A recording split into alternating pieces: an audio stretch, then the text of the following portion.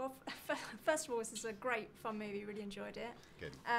Was it strange for you coming back to this franchise without Jon Favreau in the director's chair? Well, I think anytime you're doing something again, it's strange. You know, it's strange doing it with the same people, but people change and grow. The nice thing this time around was Jon really got to just come in and be an actor for hire and our kind of original gangster godfather, Obi-Wan. So he was a multi-purpose utility player in this, you know. He's fantastic as Happy. I think he gets some of the better laughs in the movies and you really feel for his arc. And the same way that John and I used to call Shane when we were in a pinch and wondering how to get the right version of a scene. You know, strangely, or not strangely, Shane and I would call John. So do you have a lot of input in how the character evolves? I guess so. You know, in retrospect, I remember that they went away after we'd all been running our mouths for 6 weeks or so, and they brought back what I thought was an excellent script, which I then didn't take particularly seriously and made a bunch of changes to on the day. But the story is always what works or doesn't work. It's like the second Sherlock. To me, the great thing about Game of Shadows was that the arc really worked, and Act 3 really was the strongest part of the movie. And I think that's kind of true for this too. You know, Shane and the filmmakers set up a lot of stuff that you kind of forgot about just enough to have it be delightful when it was resolved, kind of. And what about the panic attacks? I mean, was that something that came from the comic book, or is that, because I'm not familiar with comic books, so is that something you added? I think we all just thought, going back to Favreau's take on, you know, Iron Man being rooted in some sort of reality, like what would happen if Avengers really occurred to this human being? Wouldn't they be a little freaked out?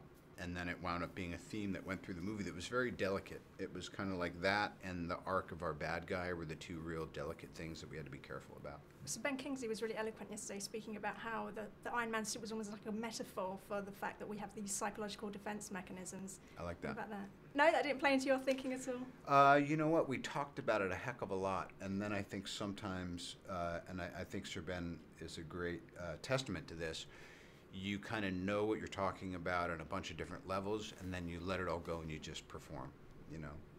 And I think there's a real sense of that this time around. I think Iron Man 3 has a real a sense of all these kind of interesting layered performances that are couched in this, you know, kind of simple genre roller coaster ride.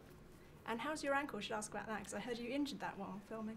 I did, and it feels better now. Thank you for asking, Well, by that's the way. okay. You know, I appreciate that. Well, that's fine. I'm a human being. Yeah, and And, this has kind of rocketed you to another level of fame as well. I wondered how you feel about that.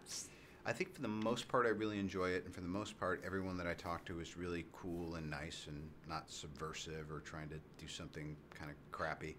So my faith in humanity and my faith in creativity prevails. Okay, well, that's good to know. And because there is a panic going on about Iron Man 4, whether that's going to happen or whether there'll be another Avengers film, whether we'll see you as Iron Man again. Right. Is that going to happen? I just don't know. I mean, I'm having a good time. You know what I mean? I dislike it when people say things and then they say one thing and they do something else. I don't know why. I'm a stickler for it. So I just, I want to genuinely... Who's been lying to you? Well, no, it's not so much that. It's like my missus says, you know, why are you talking about this movie we're going to do? We don't have a deal yet. We don't have a green light. We haven't hired the director. The script's not back. Like, why are you just talking about things that aren't real? And I go, I don't know. I just got excited. She goes, don't do that. But the appetite's there for you?